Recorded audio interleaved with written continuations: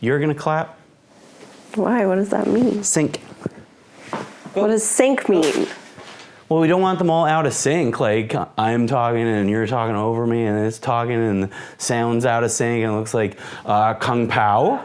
Remember Kung Pao, your favorite movie we watched on one of our dates? Remember that? How it's all like out of sync and it's funny. Yeah, so wouldn't that make it funnier if it was out of sync? Fine. Well, but the thing is to have the option to have it in sync. But how does it... But this one can't see when you clapped. So how will you know it's in sync? The sound. Baby. This has sound, that has sound, that has sound. We line up the claps. I basically got you to clap just so you feel included. Oh. 'Cause I love you, baby.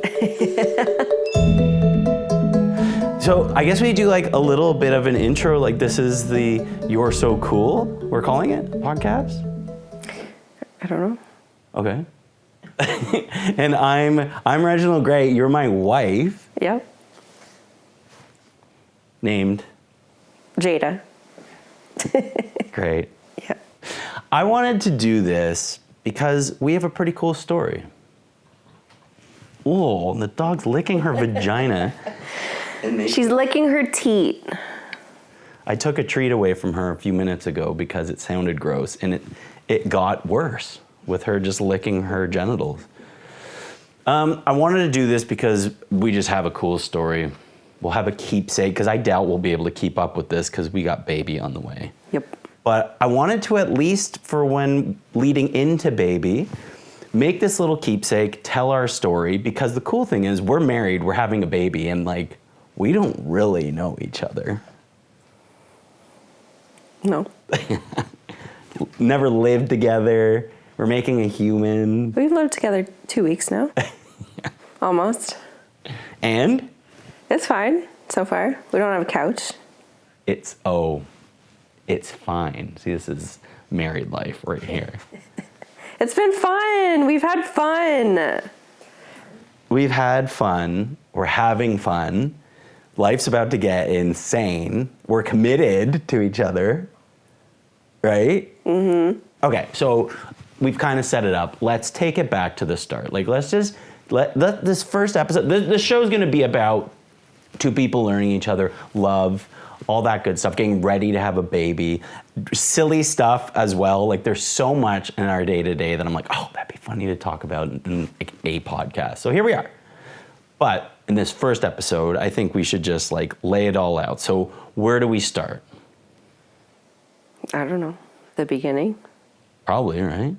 It's a good idea. Okay, so I was in the Yukon, way up north, where the air gets cold, and I was getting ready to come back to Nova Scotia, and I was like, oh, about to hit 40, I gotta get back on these dating apps, how else am I gonna friggin' do this? I wanna have kids, I want a wife, which is easy to say now because she's in front of me, but at that time, I was incredibly depressed and scared, and it was horrifying.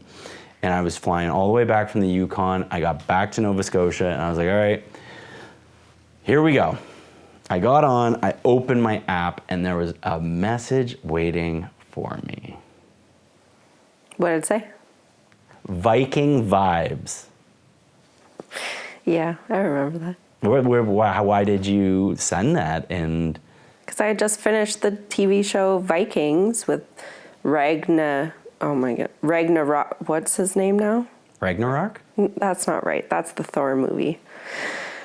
Ragnar guy, and he had like, you know, the almost as actually close to the hair that you have now, but the picture you had was half shaved, half long, and so I was like, oh, that's like Ragnar. Viking vibes. So that's what I said. And anytime that I sent a message, I always made sure to, to picture, I was like, might as well send a message too.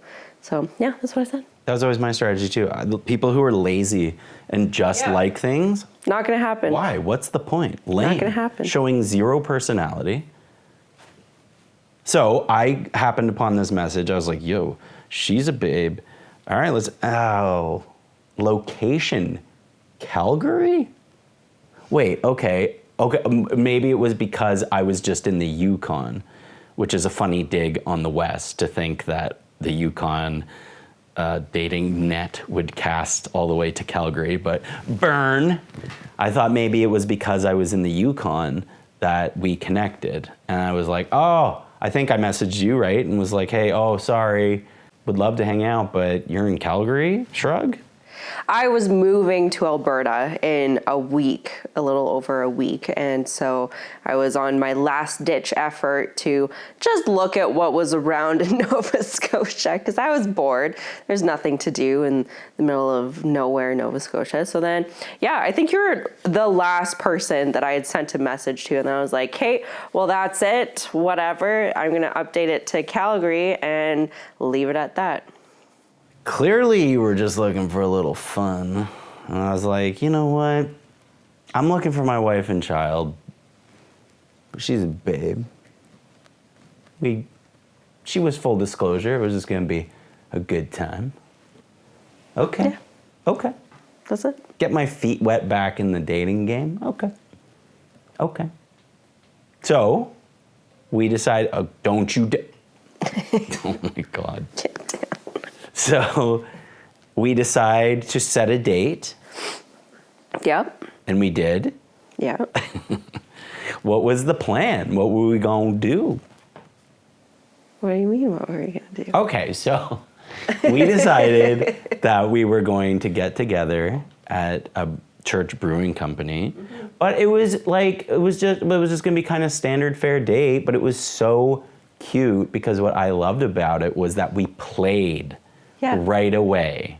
It was fun. And I thought that was just a wonderful way to kick off right before we get to that, I said to you over text, because I thought you were just the bee's knees. You had everything I was looking for in terms of what I could see tangibly, but also we had a lot of, what would you say, rhythm, and we had a lot of really wonderful banter. And I was like, this girl's great. And I told you you were going to break my heart. It's true. Because you were leaving. Yep. I was like, whatever, let's just have some fun. But I knew it's in writing. I knew in writing that you were going to break my heart, that I was going to fall for you. Right? Mm-hmm. Truth. Mm-hmm. So then we got together. We played immediately. Remember, we were like, yo, what was it that we set up? I was like, yo, meet me on this bench. And then what? Yeah, and then I think I asked, I was like, oh, does it have like another bench that's like sitting right up against it? And, we can talk like back to back and like exchange codes, And then I was like, yeah, we're going to make them military codes. Yeah, launch codes. Launch codes. And then we got together, having never met, and we sat next to each other. And you were on one bench, I was on the other, and we're like, yo, you got the codes? You got the codes? And we like pretended to slip them, and then I gave you my sunscreen. Baby sunscreen. Even big corporations want to protect babies and put less junk in their sunscreen. That's what you said right after you handed it to me. Did I really? So I was like, baby sunscreen? That's my usual shtick. Mm-hmm. But it was a lovely first meeting. And then we went over to the bar that we hung out at and closed it down. Amazing conversation, baby. Yeah, and you made me sit with the sun behind me so that you could see all my baby hairs. You warned me. You were like, yo, I baby hairs. did warn you. Careful. Yeah, now all you're going to see is my baby hairs in the sun. I think I can even see them. No! But we had such great chemistry and so much fun, and we closed the bar down on the outside, and they're like, yeah, they kicked us off the patio. They had us into the restaurant, and we closed that down. But I didn't think kicked us out again. Yeah. You were into me at all because you got up. So when we were outside, we were at across just 2-seater. When we went inside, it was a 4-seater, it was 4 around, like 1, 2, 3, 4.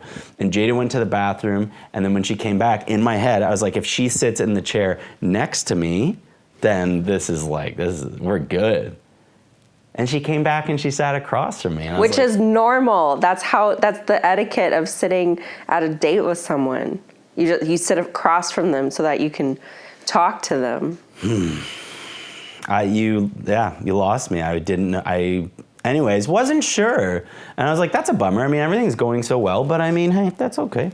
Her body's nobody's body but hers, and that's cool. So then we walked out, but when we were walking to the car, you put my arm around you, or you put your arm around me? I can't remember. Well, you're very tall. I put my arm through your arm. That was it. It was I was trying to think of this the other day, and I wasn't sure if you went like this or if you put, you did the link. And I was like, oh, okay. And we went to the car, and then I kissed you, but I had my hands up on your cheeks. I kissed you so sweet and kind on the pretty cute cheeks. But then you took my hands and put them on your bum. On my bum. Unbelievable. And I was like, okay. But the thing was that it's like, hey, we should hang out further tonight. Your mom's probably gonna watch this. And, but I was like, I'm homeless and I sleep, I sleep in my car. So I work, I do own a home, but it's 2 hours from my work, and I met Jada around my work. So when I'm at my work, I sleep in my car. So here I am on this wonderful date with this wonderful woman, and it's just gonna be for fun. And I'm like, that would be nice to just have some fun, but I sleep in my car, and I doubt you would. That's not the most impressive thing. So why did you even want to go home with a guy who sleeps in his car? That was my home. Well, you had talked about that you owned a home and all of the things you've achieved in life. So I was like, oh, this guy's not like homeless. He just is too cheap to rent an apartment. Homeless adjacent, I like to say. Yeah, I'm pretty sure you play it really well. Yeah, being homeless.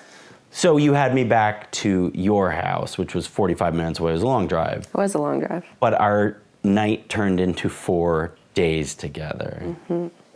How cute is that? What were those 4 days like? It was amazing. It was so fun. You went to work the next morning, and then we were like, we got this. It's fine. I'll see you later. And then I think I sent you a text message like an hour later, and I was like, I don't got this. And you did not got it. No. And then you came back. And then we spent I didn't even leave then for work after that. I worked from home, and then we just spent the next day together. Yep. Remember, we went to trivia night at one place. That's fun. And we watched some lovely movies together, including Moonstruck, starring Cher and Nicolas Cage with his old teeth. Yeah. He was so cute. So cute. What's one of the lines from it again? There's lots of different ones. Give me a line. I don't know. I lost my hand. It's the only one I can think of right now. So we had the most whimsical, romantical, lovely day, but then you were leaving. Yeah. Leaving my world. My mom was showing up on Friday, so you got kicked out. And then... I even went all the way to then my house in Shelburne. Yep. And then we had our last date on Tuesday night. Taco Tuesday. Taco Tuesday. Not Wing Tuesday. Not Wing Tuesday. Taco Tuesday. With your mom. I got to meet your mom. But it wasn't like weird because it wasn't like, oh, meet this guy. Really, like, it was like, this guy's a nice, I guess, a nice human. But like, this is the end, so you might as well just meet him. It's not weird. And I wanted to see you too, so. Yeah. Yeah, and then you came and you brought us berries from Fort Nova and flowers that you picked, which was including very sweet. My favorite electric pink roses. That was nice. And I stole some from Acadia University and was like, my coworker saw me stealing them and was like, don't let anyone see you doing that. But I did. Anyways, and we just had a lovely time with your mom and just chatted and chilled, and we were like, maybe this is the end. And then we were like, I'm not ready to say goodbye. When was that? When we were like, I'm not quite ready to say bye. Did we know at that moment, or was it? No, I think it was the next day when we saw each other. The last time we saw each other before I left. Which was very brief. Yes. Very brief. But not too brief. So then you were gone, out of my life. Driving with your mom, 1/8 the circumference of the earth, I believe, is the stat you often say about that. Yep. So you drove all the way. We kept in touch, And so you think it was then that one of us was like, yo, we can't say bye yet. Like, No, I think it was that the day before I left. That's when you said something that you were going to come and visit me. And I was like, okay. Okay. And then I think very quickly, even maybe before you got back to Calgary, I wrote you a letter. Yeah, you wrote me a letter that you gave me, and you gave me a pin to Calgary. I had this pin, like a vintage lapel pin that I had for a long time, and it said Calgary on it, and I never knew what to do with it. And then my Alberta Wild Rose was going home, and I was like, yo, this is your passport to get back into your home province. They wouldn't have granted me entry without it. That's right. So we kept in touch. It was so sweet, and I was like, okay, I'm booking a flight. And I did. So then, like, a couple weeks later, I had a long weekend from school and work, and I flew out to Calgary. We had so much fun. What did we do over the long weekend? You took me to Banff, which I had never been to before. Yeah, we went to Canmore and Banff. We stayed at a little cabin just right outside Canmore for the, 3 days that we were there, and did some exploring, and then just hunkered down one rainy day too and watched movies. We watched Holes, which was awesome. I think we're still watching it. It was over like 6 watches, right? It was a very long time it got paused a couple of times. We went to like a Nordic spa, and that was dreamy and fun. Didn't have to pay. And we stayed in the mountains, and I love the mountains. You love the mountains. It was lovely. We shaved off all your hair. Yeah, that's right. You requested. I thought I wasn't going to be with this woman, so I was like, she wanted to see all the head tattoos. So I had longer hair that I was trying to grow out, but I was like, this is a special lady. She wants to see what the dome looks like. We gave you a really cool skullet. I had a really cool skullet. You could actually pull off an actual skullet. What? Me and Hulk Hogan, the only 2 people who could do it. I need some leather skin like him too. Get me in that tanning booth. So we had a great time, awesome time, and I think we came back even to Calgary. Oh, and then I ended up staying an extra day, and I flew out of Edmonton, and we told each other we loved each other, I guess. Yeah, I said it first. I told you I loved you. I wanted to do it, but then I was like, I'm not going to do it. I wasn't going to do it. I don't even think I would still do it to this day.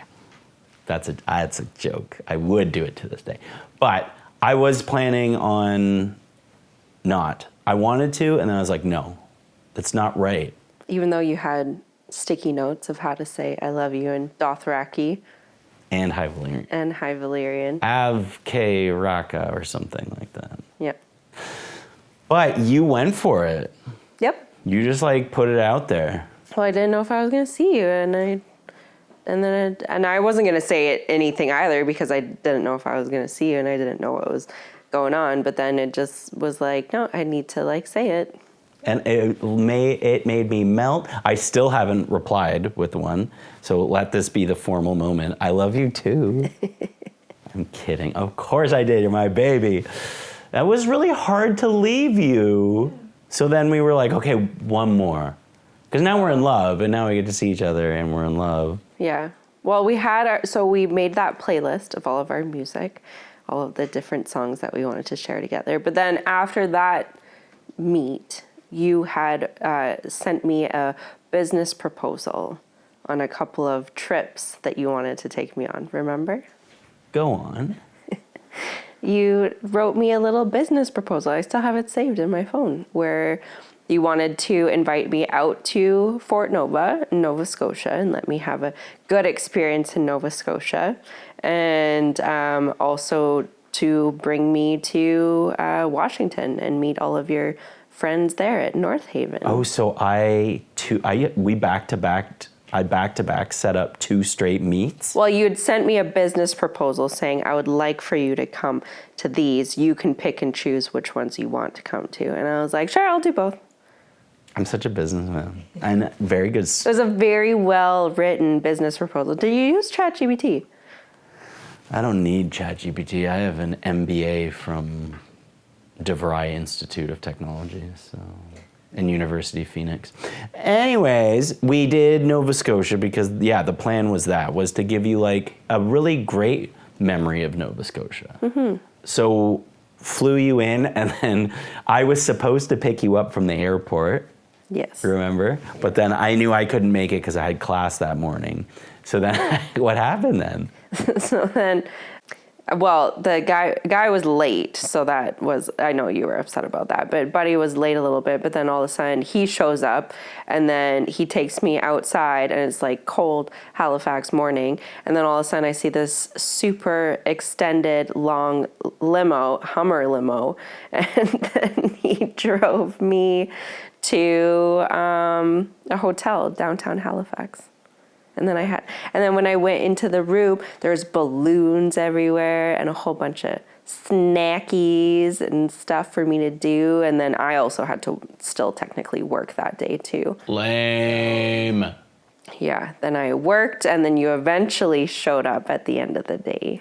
And we had so much fun in Halifax. We went to the gardens. We had a great time. And then we ended up going, did we go to Fort Nova next, or did we go, because I dog sat. So we spent one day at Fort Nova. At my place in Fort Nova at my house. We did a cute movie night. It was lovely. But it's just funny, like flash forward to now, we are married together. And still, to this day, you've only been, we're at our other, we have 2 houses. I might cut that. Wow. But anyways, to this day, flash forward, you've still only been to that house that you own once. Yeah. It's kind of funny. Yeah. Only once. And you own this house. That's your house. And yeah. And I've owned this house since February, but I just got here. The one we're in. In May. Yeah. Yeah. But the other house you own this other house. You've only been there one day. Yeah. It's kind of funny. Yeah. So what do you like? What did you think? You were there that one night. It's very fixer-upper, and it's old. But did you have fun? Like, did you have a good time? It was lovely. Yeah, it was a lot of fun. You put up the big projection screen, and we watched one of our favorite movies, True Romance, together, and had lights everywhere, and it was super cozy. And you you put wood in the wood fireplace, and it was nice and warm and Little lovely. romantic. Yeah, it was very nice. That's what this podcast is named after. You're So Cool, which is kind of still in my hand-ish. But that's like our movie kind of thing. So we watched that there, which was really sweet. Second time watching, because we also watched it in Canmore. Yeah. And then after we were done at Fort Nova, we took off and dog sat in the valley. So we came to this neighborhood. And then we sent you on your way back to Alberta. And the goal was for you to have a better taste in your mouth about the Maritimes, about Nova Scotia. Did it work? Yeah. Oh. Yeah, it was lovely. It was a great time. Yeah. Okay. And then you had agreed to both parts of the business transaction, so... I feel like there was 3. I think that Toronto was also on there. Likely. Yeah. But the next one then was my dear friends in Washington, the group would be called North Haven, had wanted to host me for American Thanksgiving. And I thought, being the schemer, the girl that I ever so enjoy, from Calgary, and I look at the map, they're at Interior Washington, she's in Calgary. I'm like, what was it? It's like a 7 or 8 hour drive? Something like that, yeah. 8 hour drive. So that was fun. So I invited you to American Thanksgiving to go hang out with my friends who you've never met and on a mountain in Washington. Yeah. It was so fantastic. They're so cute and very kind. And it was really nice to see how much they loved you. That was really sweet, where I was like, yeah, because I knew we had told each other we loved each other. And I was like, yeah, I love this guy. And then I saw this was the first time I ever saw really anybody that you had known too, and everything like that. And Grammy loves you so much. And it was just like, yeah, this guy. And they helped you through so much too and everything, right? So it was lovely. It was so much fun. And the food was fantastic. It was so good. But it was really nice to meet all of them. It's so funny. When I think back of all of my times with them, living on the road really opened up the world for me, where I'd look at these people and be like, them and others, and be like, what business do I have? Like, this guy from the Toronto area, like I'm on times in Texas with them, and like, and then in Vegas with them, and then Washington with them, and other road people, and was like, what business do I have meeting and knowing these people? Like, what a weird life it became for me once I started traveling and kind of getting myself out there.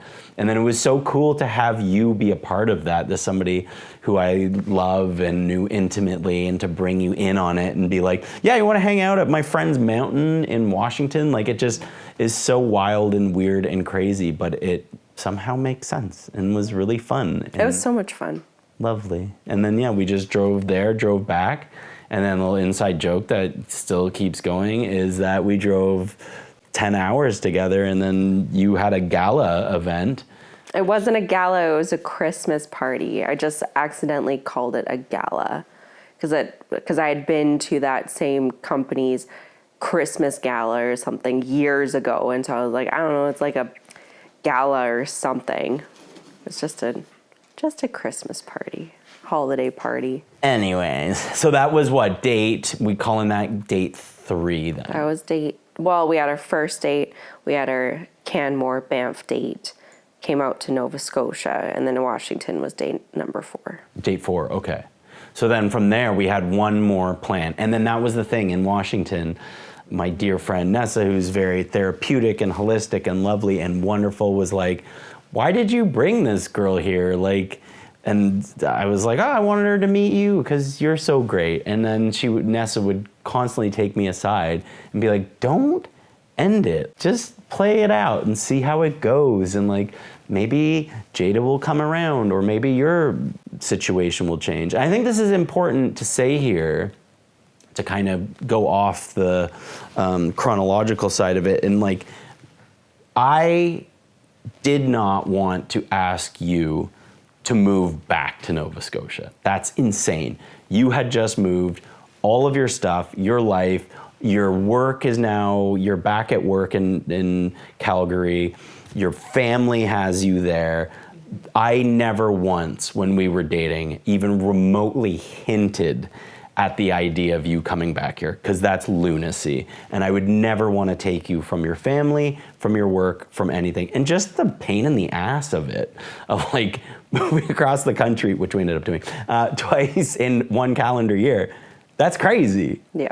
And then the other side of it was I've lived a life on the road and never having a real job. And then I finally settled down and took a real job at Acadia University, and then also decided to go back to school to become a psychologist. And all of a sudden, I'm in university, working a full-time job. I've never done this before. Past me would have literally just dropped everything and just been like, nope, I'm moving to Calgary, here we go. I would have sold my house down on the South Shore, and I just would have left. Like, I wouldn't even have had a real job, that person, and I would have just ran away. But I was like, no, I need to hold my ground. I need to stand up for me, and she needs to stand up for she. Mm-hmm. She needs to stay in Calgary with her family. I need to stay in Nova Scotia with this. The sad part of it is I'm 40 years old, and you're a lot younger than me, but you're in the perfect window for babies. I'm at the tail end of the great window for babies. So it was like so sad, but I have to move on and you have to move on. So that's where we were at with these dates, was like, we knew right from the get-go that it's like, this can't be. Well, it was our drive up to Edmonton, right? And that second date when you came out to Calgary, where you brought up, you're like, so like, we're gonna have to end this at some point. Do we do that now, or do we do that later down the road? And I remember driving and being like, and I said even too, I was like, well, if we have to end it, then it would be better to just do it now. And that was really hard. That was a hard drive for both of us. And we were listening to our playlist of our songs together and everything like that too. It was rough. But I remember thinking a lot of times, like through the whole thing, it's like, even right before I left Nova Scotia, I was like, why did I meet this person? Like, I'm about to leave. I've been in Nova Scotia for almost 2 years. Like, why is it that 7 days before I move, that's when I meet this person who seems like all these crazy things that I've wanted, and we've connected so well. And so what does this mean? But I was like, no, I'm moving to Alberta. I'm not just going to drop everything for some guy I've known for 7 days. So I have to move back. And I wanted to move back. I wanted to be back with my family and everything, but nothing just made any sense. So when we went to North Haven, that's when Grammy came up to me and told me that she was the person she had been praying for you and everything like that. And so then I was like, oh, so that means that we're meant to be together. But then, and so I wanted to plan a trip in January together after our last one in Toronto, but you shot me down. I did. And that was really hard. That hurt me. But I understood why. But it took, I think I even asked for like a night, like we had FaceTimed every single night when we were apart and stuff. But I think that one night I was like, I just need some time to myself. And that was really hard for me because all I could think about was that we only had a limited number of nights together. And I was very upset that I had asked to not speak with you because I was like, I just lost a night. But yeah, so it was hard. I'm glad you mentioned all of that, and also heartbroken to hear those things. I forgot about that drive in Edmonton, which was the hardest I've maybe ever cried in my entire life.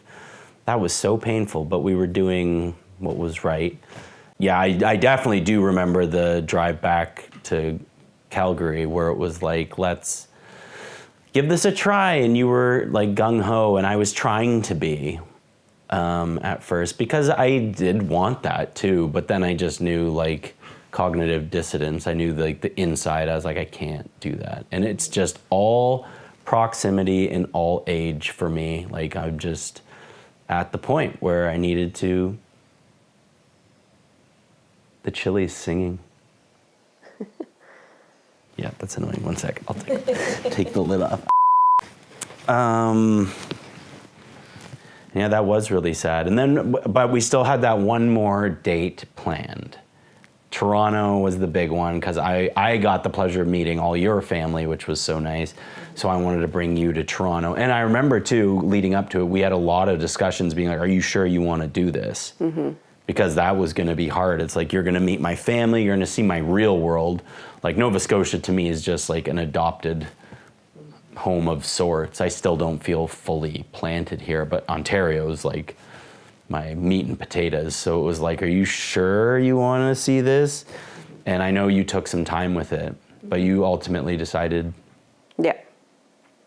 Yeah. No, I was like, I knew it was going to be hard anyway. And I remember seeing this one video online at some point when we had been seeing each other, and it was someone talking about, so I can't remember exactly what it was, but anyway, the message underneath it was like, if it's easy and if it's good, then, you know, if good for you and all that different kind of stuff, like why stop doing it? And so, and I kept thinking that too. I'm like, I don't want to lose out on this stuff, and I don't want to always wonder like, what if I would have gone and everything. So I was like, well, it's already going to hurt, so why not just make it hurt even more?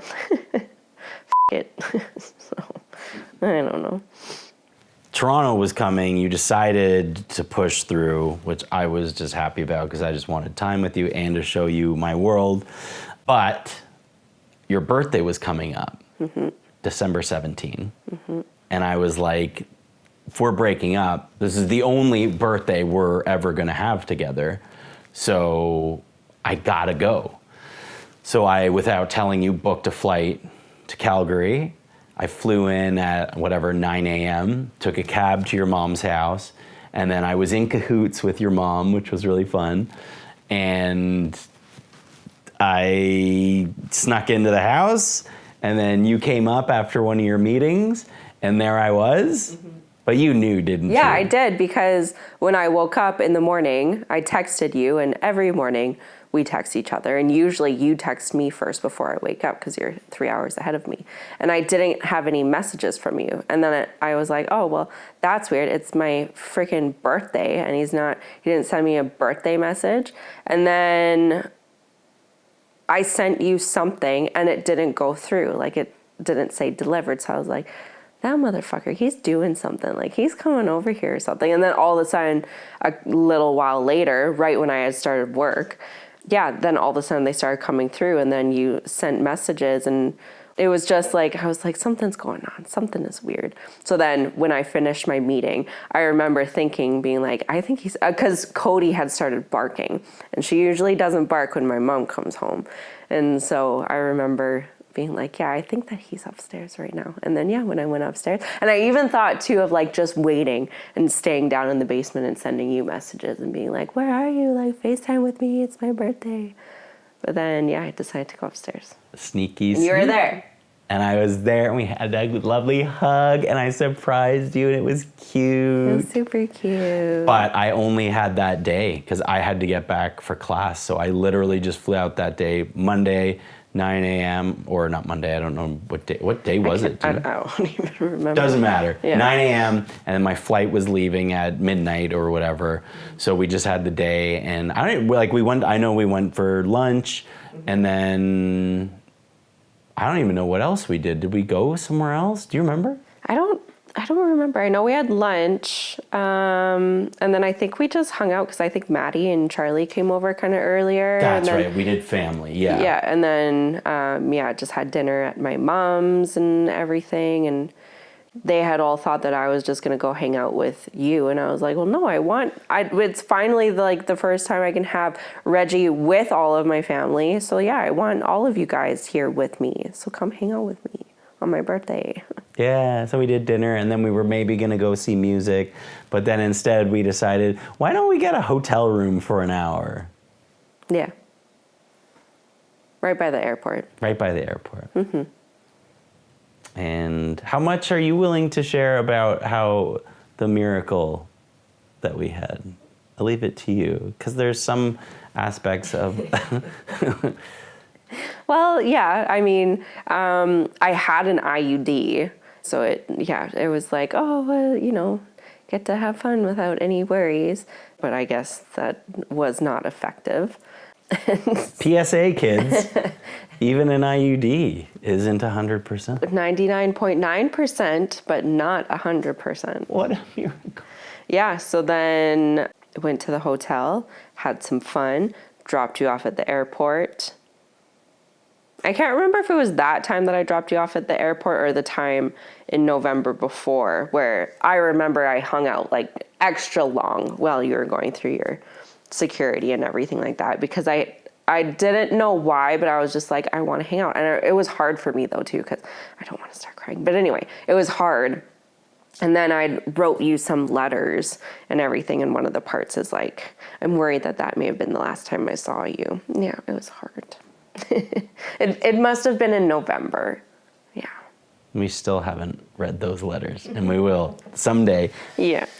So we had our little tryst on the 17th, and then it was the final get-together at the end of December 27th, because it was right after Christmas. And you flew into Toronto, and I had just hit on my way to pick you up. I hit on I forget what, man, too long from Ontario. I forget, 427, I guess, heading down that, and there was a van chair. Bench. Van bench. Yeah, not even one of the captain's chair, a bench. And I drove straight into it. Because you're looking at a cool building. I was looking at a cool building with some interesting architecture. And then I pick you up, and my car is like, the entire front is gone. And I'm like, all right, well, all of a sudden there's this homeless guy who lives in his car, and his car is demolished, and just constantly putting my best foot forward. But we had so much fun. We had so much fun. Toronto, and we went to medieval times. Yeah. I took you to all my favorite haunts. We watched Scott Pilgrim, and then I took you to the locations. We went to medieval times, and then right after that we went to Evil Dead. That was a lot of fun. Yeah, and stayed at the Drake Hotel. That was neat. And got to see Toronto, which now I understand why it's so much bigger than Calgary. I didn't think it was that much bigger, but I kind of get it now. It's a real big city. It is a big city. Calgary's just cute. Yeah. That was so fun. Went to Casa Loma. Which is the weird Scottish castle. Yes, Toronto has a Scottish castle, a real one, shipped brick by brick from Scotland to Toronto by this weird eccentric guy who ran out of money, and now the city owns it. It's quite funny. If you're ever in the T-Dot, look it up. So then from there, we went to Niagara Falls, which I was super jaded about because I'm from Southern Ontario, so I was like, shrug. So cool. It's amazing. It's so loud. Like even in the hotels with all the windows and everything, it was so loud, and got to go behind the falls. That was really cool. And we saw Blue Rodeo. Yep. That was a lot of fun. We had a big jacuzzi hot tub in our room. And So many bubbles. there was a lot of f***ing bubbles one night. There's a lot of bubbles. That was a lot of fun. And the whole time we were joking that I was pregnant because my boobs had grown and they were The sore. mysterious case of the gigantor titty. And I was telling you that because it was what? You came and saw me on my birthday, and then I flew out. Like it would have been, Boxing Day. 10 days later. Yeah, pretty much. Yeah, exactly. And within that time, I was like, oh, like, that's funny. I am not really gaining weight, but my boobs are growing. Like, that's super weird. And then even before I left, like, I had taken a pregnancy test, and it said it was negative. So I was like, oh, we're good. Yeah, it's fine. Yeah, because then we went for New Year's at my mom's in Elora, and then I got an Airbnb for us, which was this cute little cabin. And there were multiple times when we were at that cabin that we were like, it's funny if you're pregnant. I think there's a bun in the oven. We did that often, remember? Yeah. But we were also... Yeah, we were drinking, but we didn't know. Ignorant. No, we didn't know. We didn't know. We went in a hot tub. And then we went in the hot tub, we drank, smoked marijuana, all while pregnant, but pure ignorance, no idea. You had taken the test, we were being responsible. Yeah, I took a test. Our future child who is in utero currently, when you watch this, that's the truth. We're sorry. You should be okay. Anyways, but if you ever have any malfeasance, we know what to blame. But there was one not funny, it was awful. So yeah, I just think this is just maybe a good little aside to share with people who use... Oh my God. So yeah, you were kind of, you were... So you want to go? Yeah. Go ahead. No, you go ahead. I was wearing fake nails, like just glue on nails, because I was like, it's Christmas time. I want to have sparkly long gold nails. I had some sparkly gold nails on. My mom helped me put them on. And I knew because they were like glue on nails that like they could pop off any moment. So I brought the nail glue with me, which I don't know if you've ever looked at the nail glue thing, but they look a lot like eye drops as well, which I also had in my purse because I have contacts and my eyes get dry sometimes. So anyway, we were at the cabin, and I remember thinking so clearly when I put them both in my purse, I'm like, you have to look at which one before you put it in your freaking eye. But the nail glue one had a bright red cap and the other one had a blue cap. So I was like, oh, like I'll never mix these up. I'll always be looking before I put it into my eye. So anyway, my eyes were dry and I'm like, I need to go put in some eye drops. You were being silly as you normally are. So I was distracted. I didn't look at what I grabbed. And then I put something in my eye, which I thought was eye drops. But then all of a sudden, instead of instant refreshment, all I felt was like dry, constricting stuff. I looked at what I had in my hand and it was nail glue. And so I ran to the bathroom and ripped my contact out because I didn't want my contact to get friggin' fused to my eye. And then spent the next hour rinsing my eye out underneath the tap, cold water. Yeah, that was awful. That was really scary. Did I just get blamed for all this? I don't remember that being... No, I would never blame you. It's just the whole time... I was being a little silly. Every time I was like, I'm never going to mix these up because I'll always be looking at it before I put it in my eye. But I was putting on a little song and dance. Yeah, exactly. Being a peacock. And I think I was giggling, and like I normally do with you anyway. But yeah, I think like I didn't look before I put it in my eye. And then of course, that's the time that it's nail glue and not eye drops. Right in my eye. I just thought that was important to share with. That was awful. So, and then I remember even Googling, like, you know, first what to do when you get nail glue in your eye. But there were so many other posts about people. They put them side by side and they're like, why are they the exact same? We're petitioning now. Please, whichever brand, change your bottle. But then wouldn't it be funny if because I didn't specify which brand, they both change their bottle and they change it to again. The same one. Yeah. No, and ever since then, I decided that I will never wear glue on nails ever again because I will never mix that up again. I don't want to ever. So no, it's not going to happen ever again. Okay. Nope, it's not happening. So then we went from the Airbnb to the Toronto International Airport, Pearson. No. We did one thing before that. Oh yeah, we went to Canada's Wonderland Winter Extravaganza. That was cute. It was very cold. It was frozen. And it was kind of bittersweet because we were like, this is literally our last day together. And I felt very protected by like, oh, we get to sleep together tonight. We get to cuddle and be close and sleep next to each other. But this was like, we're hanging out that day, but there was no sleeping next to each other that night. That was really sad. Yeah. And then we went to the airport and that was it. And we had our goodbye. And we were doing the responsible thing. We were breaking up. We were ending it. Still kind of keep in touch. We tried to kind of figure out how it's not like cold turkey, never talk. But at the same time, I didn't want to hear about you being with other guys and vice versa. And it was like, how do we do this where, we can't be on the same schedule of talking because of blah, blah, blah. So it was like trying to navigate that without totally saying goodbye.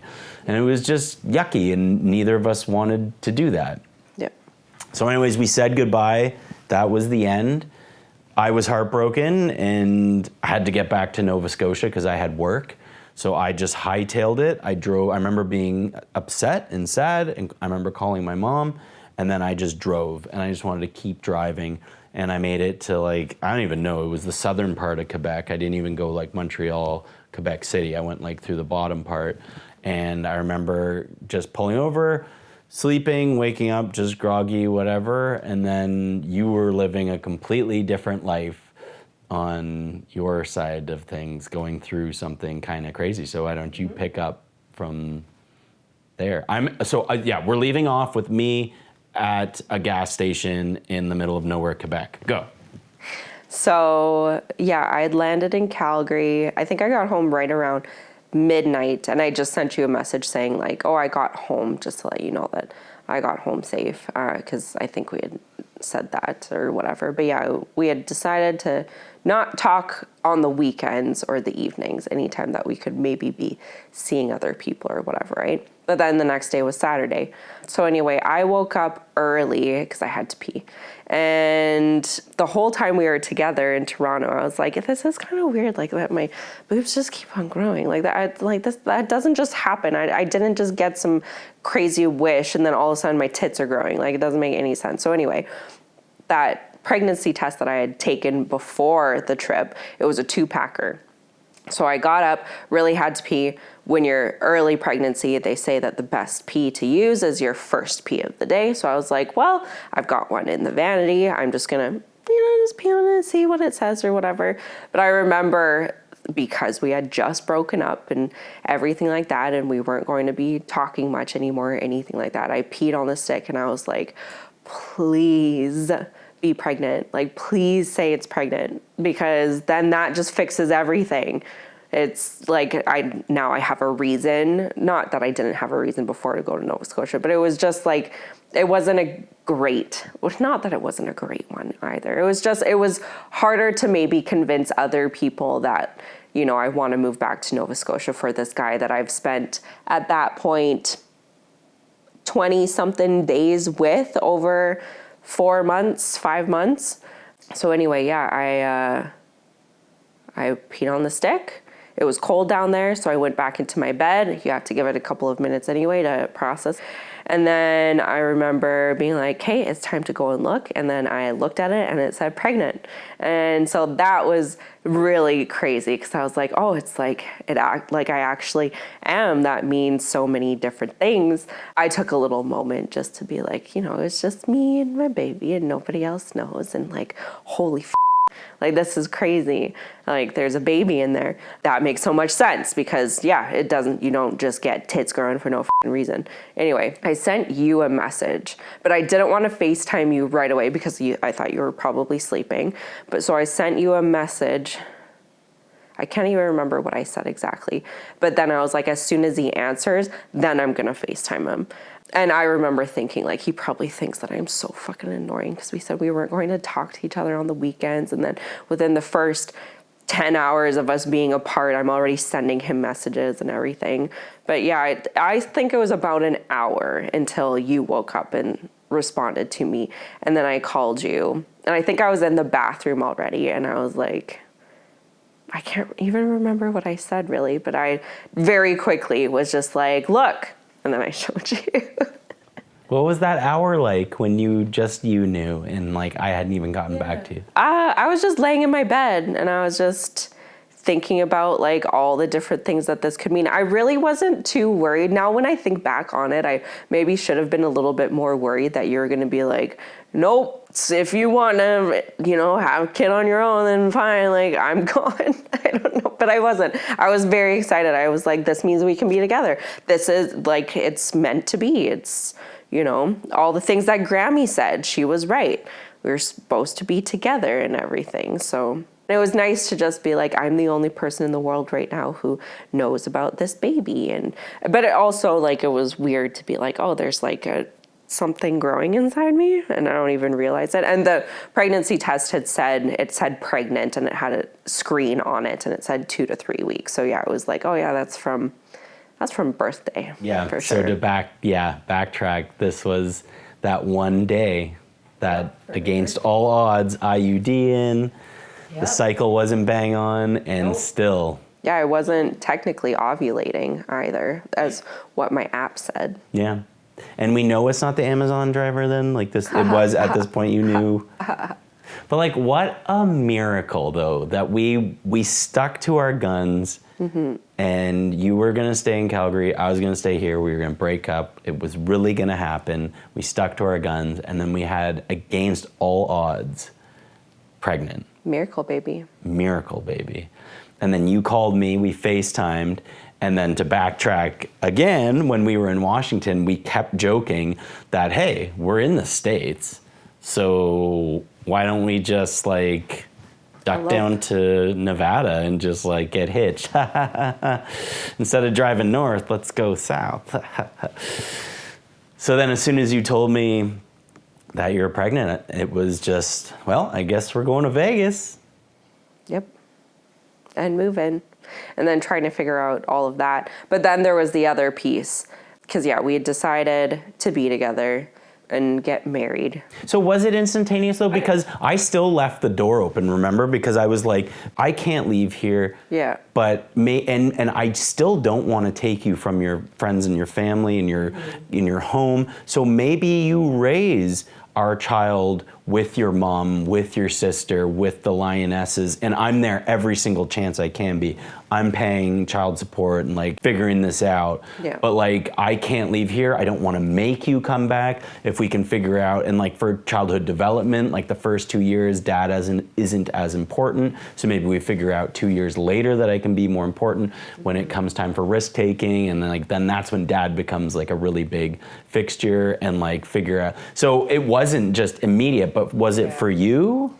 No, like I think I didn't, well, even before that, like before we knew about baby, I was looking for my own place in Calgary and there was nothing available in the price range that I wanted that also allowed large sized dogs. You can have a dog in a lot of these apartment complexes and stuff like that, but they usually have weight limits. Like, you know, you can have a 25-pound dog. Cody's a German Shepherd. She's 75 pounds. Like, so it was really hard to try to find a place.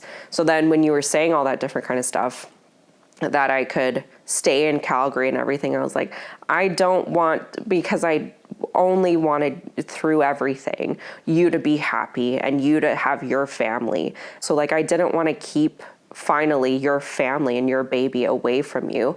But then I was like, Nova Scotia, I just came from there. My family is here in Calgary. But then it didn't make sense either with everything else going on. And I didn't want you, I wanted you to be there with me going through all of this.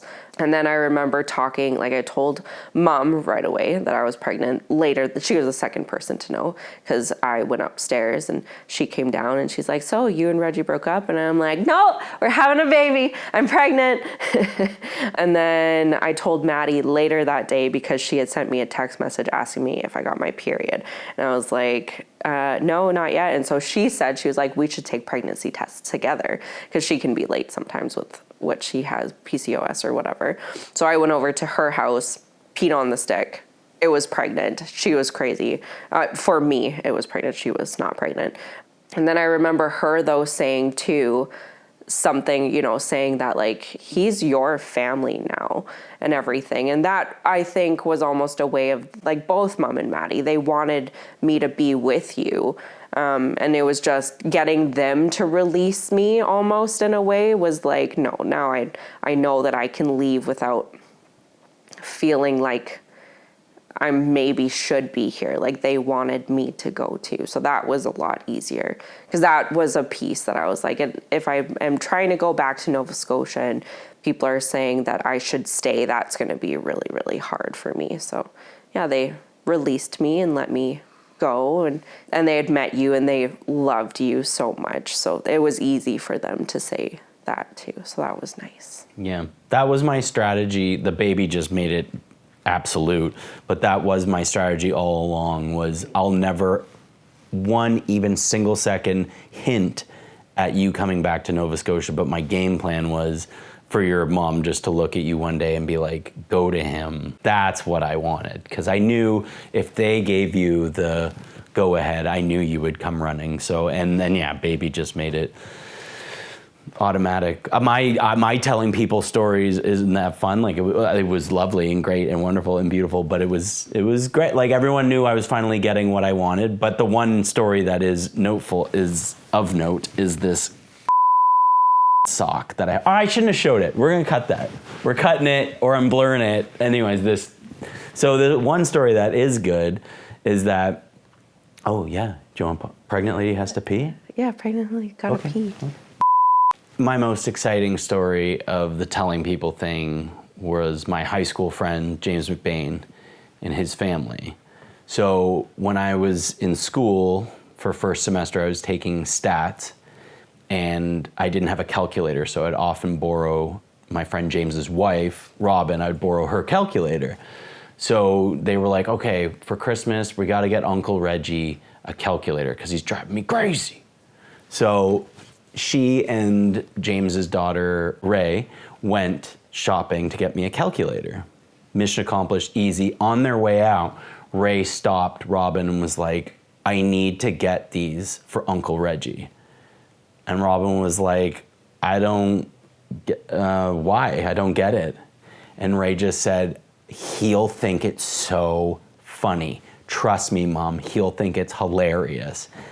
And Robin was like, okay. So they got me this other thing. So I went over to their house, and this was after I'd found out. They presented me with my gifts, and it was a calculator. I needed it. Awesome. And then the other one was this sock. These socks. There were two of them. Number one, Dad. And I got to tell my friend James that Jada was pregnant. And his daughter, in the most spooky but beautiful way, knew. Like, how cool is that? Well, I think a lot of people knew. Like, Grammy must have known something, you know? Yeah. Nessa did. But she predicted that you would even be pregnant. Mm-hmm. Like, what? Anyways, so now you're pregnant. we know we're going to be together. But the funny thing was, we had these dates that weren't very spread out, but now all of a sudden we weren't seeing each other for a long time, but we knew we were going to be together, so we needed to pull a lot of stuff together, and you didn't want to live in my car. We needed a house closer to the university. So like, how did this stuff unfold? It just feels like so much, and it happened in such a short period of time. So we found out January 4th, I guess you told me. Yeah.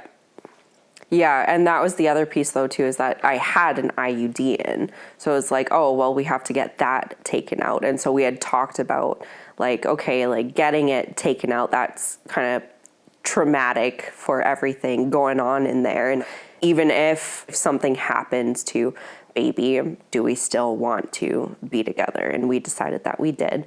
So then we had talked about your reading week in February, that either we could move me then, and then we started talking about getting married and what that would maybe look like and stuff like that. And I think we just decided that like February, mid-end February is like the worst time to drive across Canada from Alberta to Nova Scotia. So maybe not move then. And then, you know, like that was it was maybe like 6-7 weeks away. And it was like, that's kind of fast to move already from Calgary and not good timing and stuff like that. So let's push moving until you're done school in April. And then we were talking about your reading week and maybe having a trip or something like that. And then we were like, well, we've talked about eloping to Vegas this whole time. You got a week off. Why don't we just get married? Like, because your family's in Ontario, my family's in Alberta. Do we have a wedding in Ontario? Do we have a wedding in Alberta? Do we have one in each? Like that, none of it made any sense. We were like, let's just go to Vegas. Let's get married by Elvis on a pink Cadillac in the tunnel of love and invite the people who can show up and just get her done. And it was crazy. So and at the same time, we'll get back to the wedding in 1 second, but at the same time, we were also buying a house. Yeah. So like you sight unseen, me here on the ground, going and looking at houses. And my God, did we get lucky. This place is a dream, perfect for especially a budgeting family. But like, it was funny because I'm in psychology right now, and one of my classes was talking about stress and the way humans deal with stress and all this. And there is a specific chart that has numbers corresponding to different life events. And it's like marriage, this much. The number one is death of a spouse and death of somebody. And then marriage is number 3 on the most stressful things possible, including buying a new house, including having a child, finding out you're pregnant, ending a relationship, which we kind of did. And so it was funny because in this diagnostic tool, you add up the different checklist things in your life. And it's like, what are you at? And I was like, oh, I'm at about a 375. And it was like, at 200, you're at risk for a heart attack. And I was like, oh. And one of my least favorite things in the world is buying a house. And literally this place came down to, closing was the last, we had 40 minutes to get that check there. And I was so stressed and just going crazy. And then we had to get on a plane and get to Vegas, which also this was that time people may have seen in the news. There was a plane that flipped in Pearson where a lot of my family was coming from. Some people from Nova Scotia couldn't even make it. It was all so stressful, and it was like the biggest life changes. At the end of the day, I look back and I'm like, it was my dream wedding. My dream girl, she's pregnant, my mom's there, my friends are there, and Elvis, like being in the film industry, when one is cutting their teeth, the easiest thing to do is to shoot weddings. So I've shot so many weddings. I've seen the same thing over and over and over again. So I definitely wanted to do something kind of, a little different. I like to march to the beat of my own pan flute. So the fact that you wanted to do something so wild and crazy and weird, thank you. Oh, yeah. And I proposed, that's true too, is we never there was no proposal. Because it was just like, we're going to get married.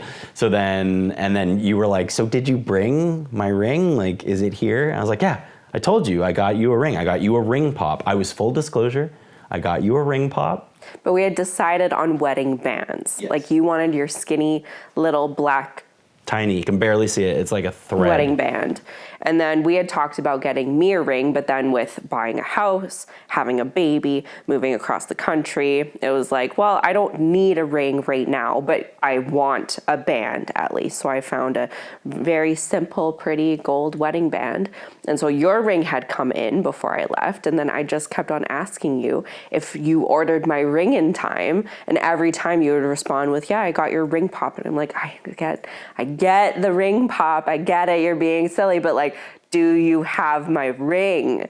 And you wouldn't ever respond. And I was like, he's just being difficult, so he must have it.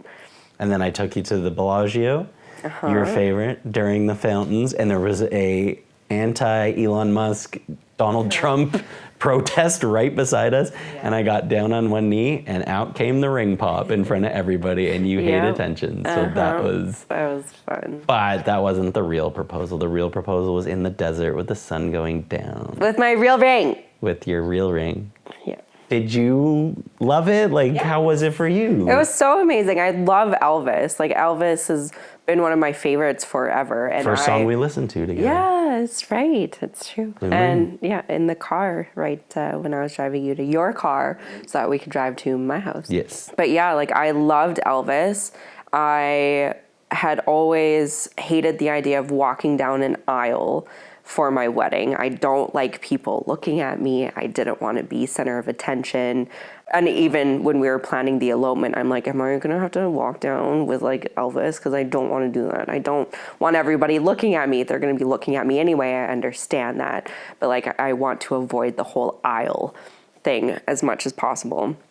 And then, yeah, it wasn't just only Elvis that was our officiant, but he also sang songs for us, which was super cool. We got to sit on a pink Cadillac. So like in the tunnel of love, which is this tunnel where they have painted babies with angel wings and stuff like that. It was so cool. And I wanted something unique too. And I did want it to be relatively fast kind of thing, again, because I don't want too much attention on me. But now when I look back on it, I'm like, it went by way too fast. But I think everybody says that about their wedding, no matter if it's, a 15-minute ceremony or an hour long. Like, it always goes by fast.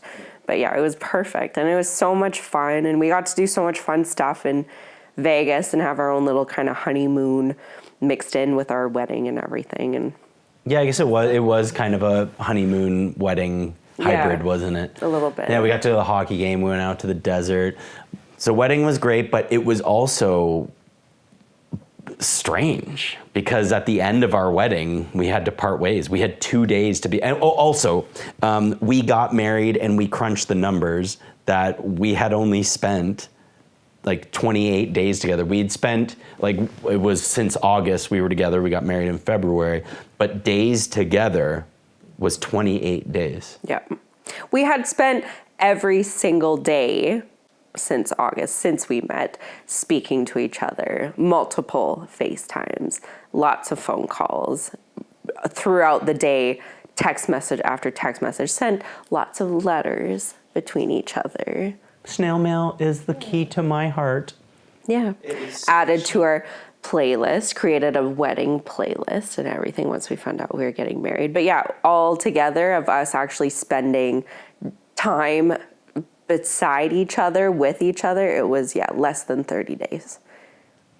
Hilarious. But then the crazy thing too is we spent 2 days together married because we got married at the end of the week. Yep. And then on a Thursday. We had to part ways again. On the Sunday.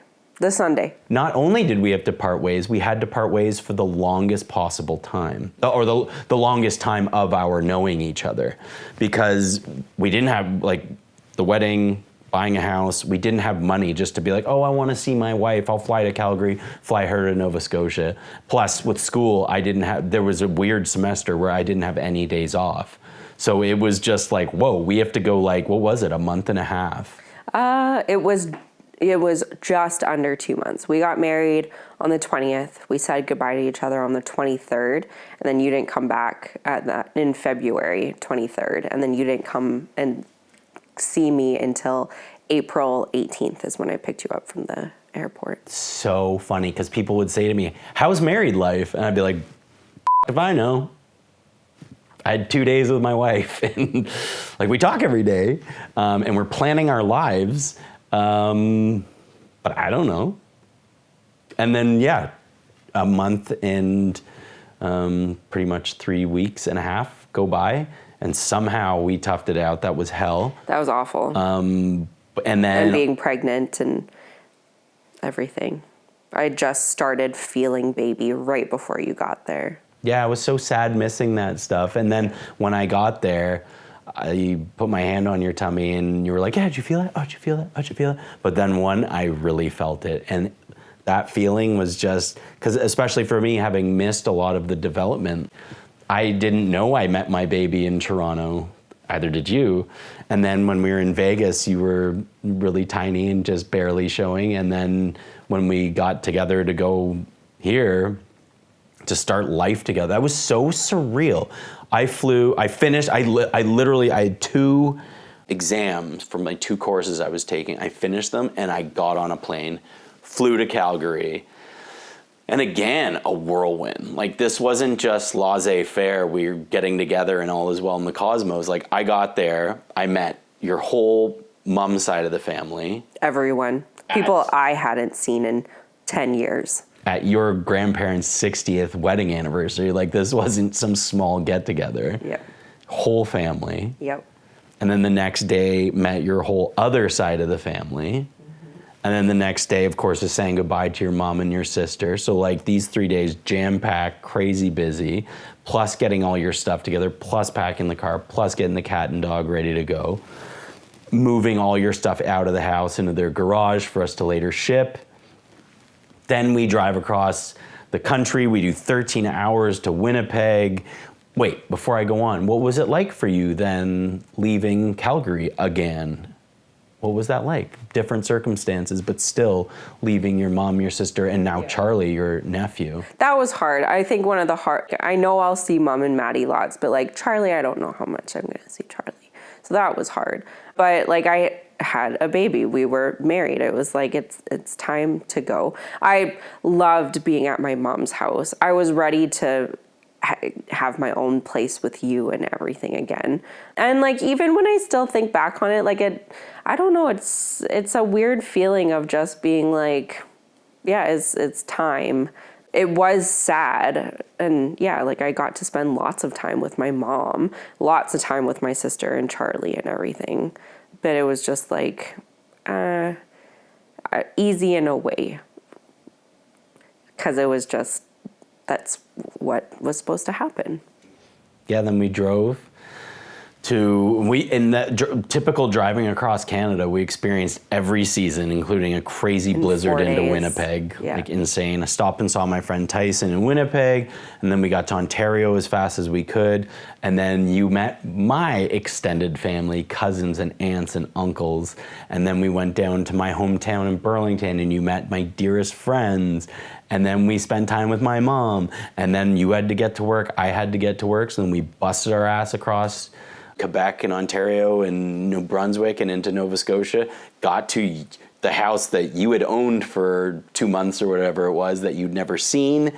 And then we had to get to work and I had to get to work. And all of a sudden, we're living this completely different life where now we're seeing each other every day. We're married. We're doing life together, trying to manage money and where to be and what. And we're both out here on a limb because I'm not from here. Your family's not here. So we're just kind of plopped in the middle of nowhere, and now life is beginning. Now what? Yeah, right? Now what? I guess this. And baby. And baby. So now where are you at? Like you've landed, you're nested, you're with your husband. How does it feel to be planted? Is it what you expected? What's next? We need a couch. I hear about the damn couch. I We need a couch. Once I get a couch. But baby, we have so many chairs. And my things are finally going to show up this next week too. All of my boxes of all of my knickknacks and all that crap. But yeah, just once we get more settled in the house and I'm not just working on the dining room table, and it'll feel just more comfortable. I wouldn't say that I feel uncomfortable. It's lovely being here with you. This is what we've been waiting for and what we wished for the whole time. And it's lovely being in Nova Scotia, and we're taking Cody for walks every day and cooking food together. You're making me a lot of food, which is lovely. You're my pregnant wife. And it's lovely. Once my stuff gets here, which like I've been living without my things, even at my mom's house since, you know, like it's been a very long time for me. So it'll just be nice to be like, I have my stuff, you know, in our home and making it our place and everything, and a couch to be able to snuggle up together on and everything. It'll be lovely. Like it'll be so nice. And then we've got like babies due in 4 months and 4 days today. So we got to get going on all of that and figure out what we need and our plans for all of that and everything too. And yeah, we've got a lot to do. But yeah, I think that's just what we focus on next. It's just baby, and then it's exciting to get to do that together.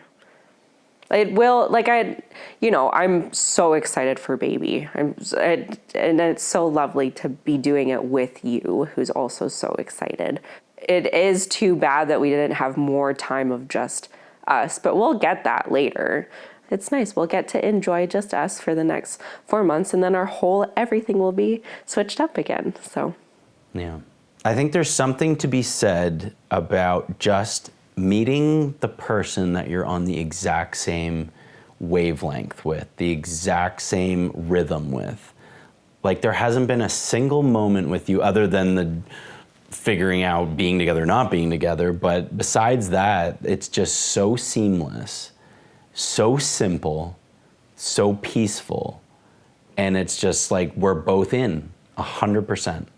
And that's I'm 40, and it's just the being older and being through the ringer and just knowing, yep, this is it. So why fight? Why argue? Why be difficult? Why anything other than just like our family being happy and successful? And because this is it. You're my human. I'm riding this till the end. We got a freaking person coming. And it's like, just to be on that same page with somebody working towards something is the most intoxicating interpersonal relationship I could possibly imagine. And we'll get into it in future doing this, I hope, of like the ineffable moments of another person being stewed within you. Like that is magic. Mm-hmm. And yeah, the last thing is exactly what you said. We didn't get much time together dating. Our dating was so whimsical. At the same time, I wouldn't trade it for anything in the world. This long distance, seeing each other and making a point to travel across the world and see each other, I wouldn't have it any other way. But there is a small part of me that's like, damn, maybe if this had just gone on for another 6 months or a year, get to know each other better. But this is so fun. And like, what a crash course. And then the beautiful thing is too, when, you know, our babies grow up and leave the house, we get to then date. Mm-hmm. And we get to, hopefully we have disposable income that our dating is just traveling around the world and spending time with family that we're going to be kind of stuck from both sides of our families. We aren't going to see that much. And, you know, once babies are out of the house, we're going to get to date and we're going to get to do those things. But in the meantime, this is pretty awesome. Mm-hmm. Super exciting. You're so cool. I love you. I love you. Mm-hmm. Let's do this. Mm-hmm. Anything else? I don't think so. So anyone who wants to tune in and check this out, we're going to figure out navigating, having a baby, getting to know each other. Could be fun. It will be. I love you. I love you. And this is Cody. You can't see her. And Hendrik. This is Hendrix. I'll give you a little. That's Hendrix. Darlin, do you mind aiming that camera? This is Cody. Such a good girl during this whole thing. And Hendrix is a real jerk. You can see like her body, but that's... Hey, Henny. Eat it. Cody. Oh. So we're already parents. So, you know. Okay, signing off. Let's eat. You want to eat chili? Yes. Let's eat chili. Chili ASMR. Okay, baby. Here comes the chili. To see if you enjoy. Okay. Can I have some?